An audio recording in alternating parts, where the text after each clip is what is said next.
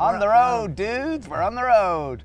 So welcome to 5 top tips on how to eat healthy while traveling. Yes, starring Stephen Flynn and David Flynn. Point number 1, always bring a food bag. Always when we leave and we're going on a trip, whether it be to London or Spain or wherever, it could just be down to the America road. or down the road, we'll always bring a food bag. And every time packing, I'll always go, I'm neurotic, I have serious problems. issues, why am I taking so much food? And always at the end of the day I go, geez, I wish I had more food. Because generally when you're in airports, buses can get delayed, planes can get delayed. Are there buses in airports?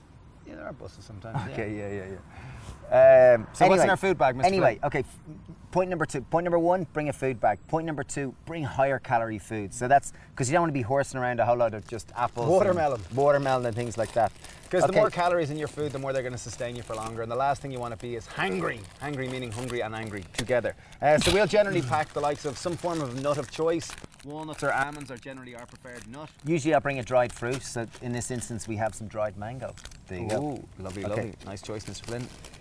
Point number 3, I will always bring some kind of lunch filler. So lots of the stuff is snacks. So we've got snacks such as Salted caramel bites or energy balls, which if you click here, just up here, there'll be a recipe for the energy ball video. snacks, bars, you know. Energy bars, Dave's referring to. Energy bars, salted caramel bites. I've got some blueberries. I've got some apples and bananas. So they all fit apples in. and bananas are having the function if they're carrying water. It means you don't have to carry water. They're going to help rehydrate you. And often I'll put them with a peanut butter, or else I'll put them with an almond butter. Okay, but this is what I want.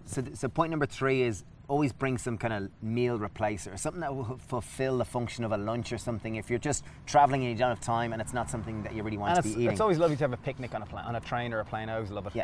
Makes the journey more enjoyable. So in this instance, I've got crackers. Some form of a wholemeal cracker. In this case, this is a wholemeal spelt cracker. I did bring an avocado, a ripe avocado. I always find it's great, you know, because by itself, a pesto or a hummus or something like that, they can just be a bit dry or a bit kind of heavy sometimes. But the avocado kind of gives it a sense of lightness or a bit of kind of green or a bit of colour. And to go with the avocado, always pack a spoon. That was makes a point big number 4. difference. Point number 4, it really does make a difference packing a spoon or just having a couple of simple utensils. Because there's nothing worse. I have done it in planes, peeling an avocado with my mouth and having to just spoon it onto things. You're like a caveman and you do make a mess, and it's really, you know, yeah. You get the idea. You get the idea. Definitely. Okay, point number 5, which is something which we do use all the time, is there's an app called Happy Cow. It's really good. It's fantastic. It lists all the vegetarian, vegan, health food, kind of restaurants, cafes, shops all around the world. You just put in the city and it'll give you all the list of kind of what's available. And then I'll take the address of the ones that I want to visit and I'll put them on Google Maps and I'll store it offline. So say for example I'm in London, no matter where I am, I can go, oh yeah, there's a restaurant around here which serves kind of whole food, plant-based food or vegan food or vegetarian food. I'll go there. It just means that you're never caught off guard. You always have kind of a list of options or places to eat that will kind of serve you this kind of healthier type of food. And it may seem a bit to some people. It might go, oh geez, that's so obsessed, or there's so much organization. But if eating healthy is a priority, which it certainly is for us, then it means you're not like kind of left in an airport or a train station or a bus station. I tripped up and I just fell and a big lump of pizza just fell into my mouth. And 4 donuts and a chocolate bar and oh my God. There was no other option. There was nothing I could do about it.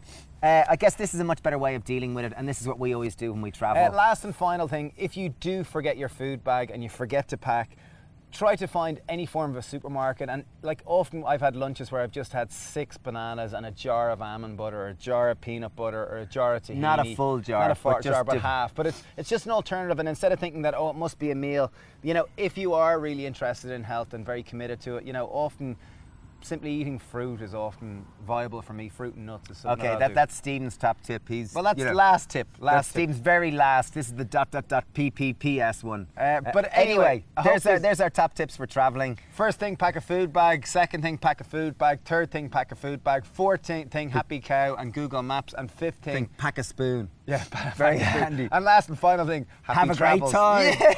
Yeah. Thanks for watching. Hope you enjoyed it. And thanks for subscribing. Cheers. Bye.